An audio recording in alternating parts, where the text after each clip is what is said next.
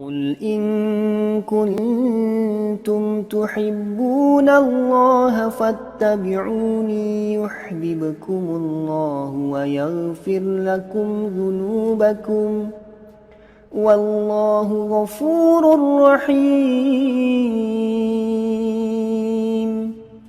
Qul, Allah berfirman, in kuntum tuhibbunallaha, katakan Muhammad sallallahu alaihi wasallam, sampaikan pada umatmu, jika kalian serius mencintai Allah.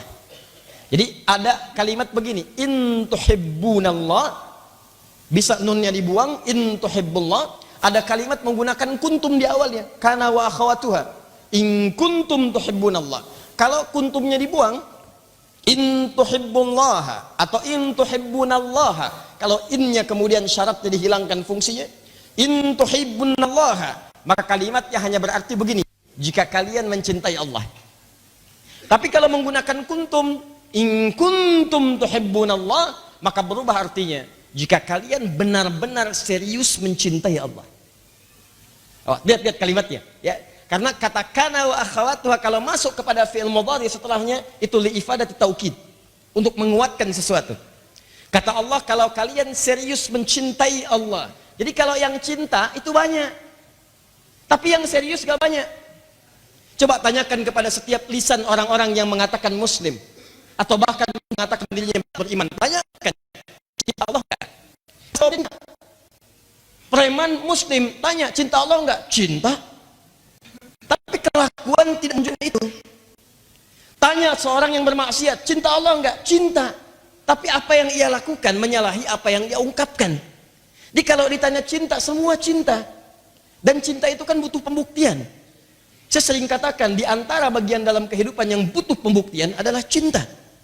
Jadi ketika seorang ayah mencintai anaknya, apa buktinya? Dia sayangnya anaknya. Makanya Nabi Ibrahim alaihissalam yang bergelar Khalilullah, kakek moyangnya Nabi Muhammad sallallahu alaihi wasallam, ketika Allah karuniai anak pertamanya bernama Ismail alaihissalam, dengan cinta yang sangat luar biasa, beliau Nabi, statusnya Rasul, juga seorang suami, seorang ayah, pekerjaan banyak. Tinggal di Palestina, anaknya di Mekah, sesibuk-sibuknya masih menyempatkan waktu untuk nengok anak. Datang Pak jalan ke Mekah, jalan kaki, Anda bayangkan. Kenapa jalan Ustadz? Ya karena pesawat belum ada, motor nggak ada, makanya disebut dengan Ibrahim. Bahasa Aramaik mengatakan sang penyeberang. Tapi ada yang mengatakan diambil dari bahasa Arab, Abun Rahim, bapak yang punya nilai kasih luar biasa, masih ditengok. Makanya semua cinta butuh pembuktian. Karena itu sering saya ungkapkan kalimat ini, para akhwat yang belum menikah, jika ada laki-laki mengatakan saya mencintaimu, jangan terlampau kemudian diseriusi, apalagi dibikin status. Ternyata dia serius ya? Tidak. Itu hanya ungkapan kata-kata. Tegaskan pada lisannya, buktikan cintamu dengan menuliskan namaku di buku nikah kita.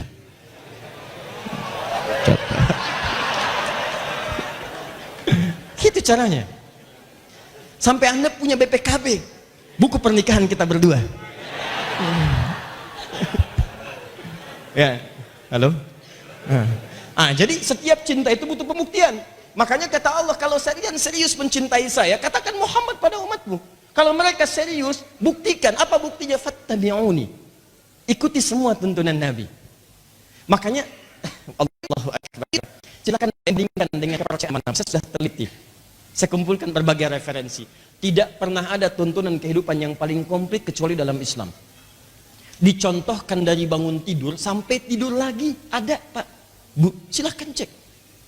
Dan Nabi tuntunkan itu, ada semuanya. Dirangkum di kitab-kitab hadis ada. Petunjuk umumnya dalam Al-Quran. Tafsir detailnya dalam hadis. Silahkan cek. Demi Allah saya katakan, tidak pernah ada tuntunan dalam kepercayaan manapun kecuali di dinul Islam. Tuntunan hidup yang paripurna dari bangun tidur sampai tidur lagi. Wujudnya dalam bentuk doa, bahkan langsung tuntunannya. Dari mulai bangun tidur, Abu Dawud nomor hadis 1369, bangunnya aja diatur. Ya kata Ibnu Abbas radhiyallahu ta'ala anhuma, kana Rasulullah sallallahu alaihi wasallam idza qadha min naumihi fajalasa wa masaha bi yadihi min athari naumihi faqara khawatim surah Ali Imran. Ya, adalah kebiasaan Nabi sallallahu alaihi wasallam kalau bangun dari tidurnya, maka beliau duduk sebentar terlebih dahulu sampai keadaannya sadar. Ya, kemudian menghilangkan bekas ngantuknya, mengusap dengan tangannya, hilang bekas ngantuknya. Baru setelah itu membaca penutup surah Ali Imran, 11 ayat terakhir. 11 ayat terakhir. Baru disambung kemudian di Al-Bukhari nomor hadis 181. Riwayat Jundub bin Junadah dikenal dengan Abu Dzar Al-Ghifari membaca doa alhamdulillahilladzi ahyana ba'da ma amatana wa ilaihin nusyur. Thumma dhahaba ila shinin mu'allaqah, pergi ke tempat tertutup fatawadda, kemudian beliau berwudu. Thumma dhahaba ila musallahu, kemudian pergi ke tempat salatnya, baru menunaikan salatnya. Aku berdiri di belakangnya, maka Rasulullah menarik aku sampai sejajar dengannya. Kemudian kami salat dengan rakaat dua, baru satu. Gitu. Hadis Nabi. Tuh. Tuh. Bingung saya. Sudah. Ya.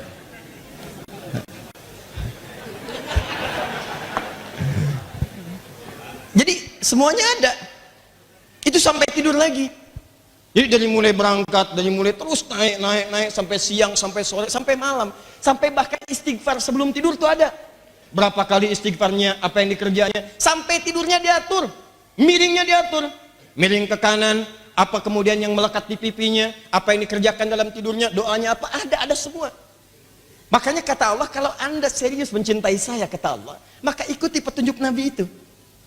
Karena di situ ada keberkahan. Jadi mengikuti Nabi itu, maaf ya, bukan karena Nabinya diikuti, bukan. Poinnya bukan itu. Nabi itu dijadikan diikuti karena di setiap apa yang dicontohkan Nabi, di situ ada kemudahan dan keberkahan dalam hidup. Pahala ada di situ. Jadi kalau anda ikuti Nabi niatnya, pahala tiba tuh, datang. Misal, maaf ya, anda bangun tidur, bisa saja duduk. Tapi ketika anda niatkan, saya pengen ikuti Nabi duduk, maka di situ dituliskan pahala minimal 10. Apa dalilnya Ustaz? Quran surah ke-6 ayat 160. Ya, man jaa bil hasanati falahu asyru amsalihha. Siapa yang mengerjakan satu kebaikan yang punya nilai akhirat, maka dia kemudian mendapatkan setiap satunya 10 poin. Jarak satu kedua 500 tahun, dua ketiga 500 tahun dan seterusnya. Kalau anda bisa kerjakan itu, awas. Kalau anda bisa kerjakan itu, maka yang pertama Allah berikan di dunia. Di dunia. Perhatikan kalimatnya. Yuhibbukumullah. Allah akan cintai orang itu. Pertama, Allah akan cintai. Masya Allah. Anda dicintai pasangan saja sudah kelepok-kelepok. Silahkan cek. Kenapa Anda tidak dicintai Allah kemudian Anda tidak memburunya? Anda dicintai manusia sampai menyiapkan segala perlengkapannya. Semua persiapannya Anda luangkan waktu seluas-luasnya. Bahkan malam-malam di telepon Anda bisa bangun. Tapi ketika Allah mencintai Anda, kenapa Anda tidak kejar cintanya?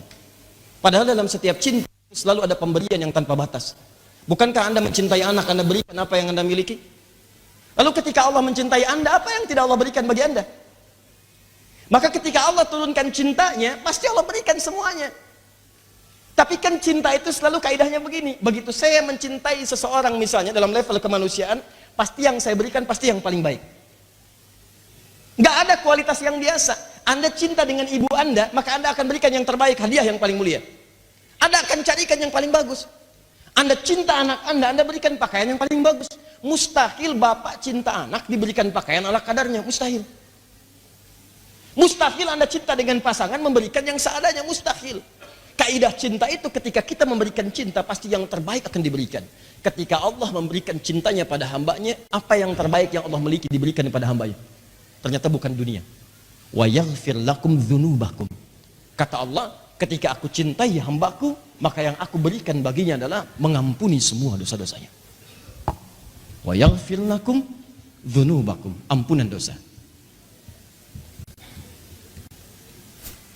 Makanya banyak Anda dapatkan dalam Al-Quran, kaidah-kaidah ampunan dosa itu selalu bersanding dengan cinta.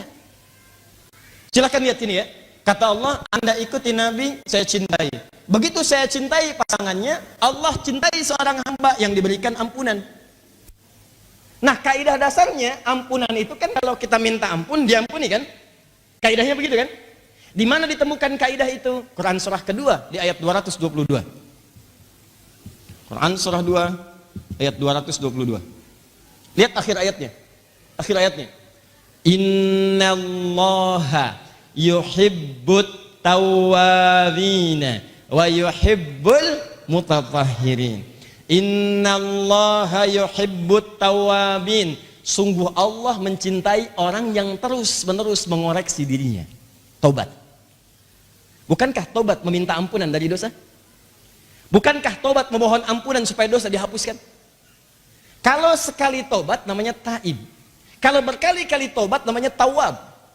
Dia tahu sekarang dia salah lihat. Dia minta ampun, ya Allah ampuni dosa mata saya. Kemudian salah dengar, ya Allah ampuni dosa telinga saya. Salah ucap, ya Allah ampuni dosa lisan saya. Setiap hari istighfar. Nabi aja sampai istighfar. Nabi yang jelas diampuni dosa. Ya, madmunun bil jannah ma'sumun minal ma'siyah. Sosok yang dijamin surga dan dijaga dari maksiat masih istighfar. Astagfirullah. Saya orang takwa dibandingkan dengan kalian semua, kata Nabi, dan saya beristighfar 100 kali dalam sehari. Sebelum tidur 100 kali. 70 sampai dengan 100 kali. Sebelum tidurnya astagfirullah. Nabi ahli surga. Sebelum tidur istighfar. Umatnya surga belum jelas. Sebelum tidur buka WhatsApp. Apa yang mau didapatkan? Hei para pendamba surga, di mana bekalmu ketika menghadap kepada Rabbmu? Nah, ini poinnya. Innallaha yuhibbut tawabin. Allah cinta orang-orang yang suka bertobat. Di sering kalimat ini saya ungkapkan, Allah itu lebih mencintai orang maksiat yang tobat dibandingkan orang soleh yang tidak pernah merasa salah. Tuh. Jadi ketika seorang minta ampun, dia dicintai oleh Allah. Dan ketika dia mendapat ampunan Allah, itulah orang yang sangat dicintai oleh Allah. Tanda pertama cinta Allah bukan memberikan dunia, tapi ampunan dari dosa. Rabbin fa'ana bima alamtana, Rabbi alimna alladhi yanfa'una, nabi ta'allumi wa tawassalna bita'limi, antarzuqanal wasi'a wa antarzuqanal amana.